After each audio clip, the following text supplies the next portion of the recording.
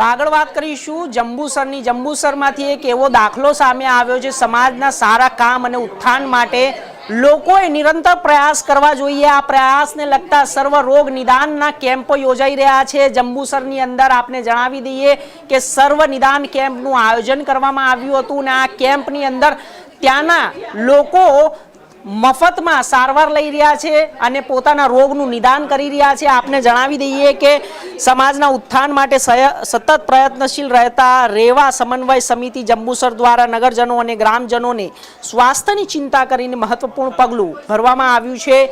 સમિતિએ સ્વરાજ ભવન ખાતે ધીરજ હોસ્પિટલ વાઘોડિયાના સહયોગથી એક નિઃશુલ્ક સર્વરોગ નિદાન કેમ્પનું સફળતાપૂર્વક આયોજન કર્યું છે।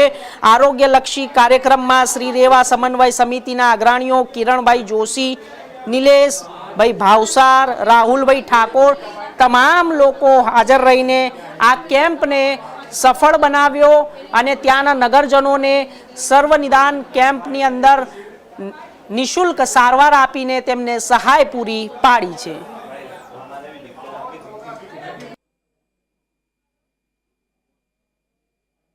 29 ઓગસ્ટ 2025 રોજ શ્રી રેવા સેવા સમન્વય સમિતિને વહીવટ માટે મળ્યું અને એમાં સેવાની પ્રવૃત્તિઓ એ શ્રી રેવા સેવા સમન્વય સમિતિના મંડાળે ચાલી રહી છે।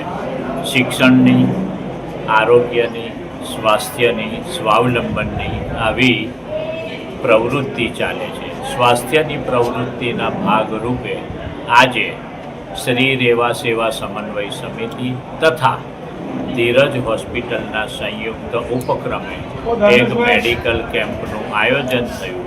આ મેડિકલ કેમ્પમાં જનરલ ફિઝિશિયન, ચામડી અને માનસિક રોગના 204 દર્દીઓનું મફત નિદાન કરી દવા આપવામાં આવી।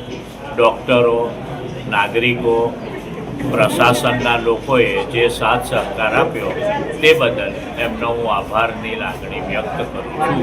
આવો સાથ સહકાર કાયમ મળે એવી આશા સાથે મારી વાત પૂર્ણ કરું।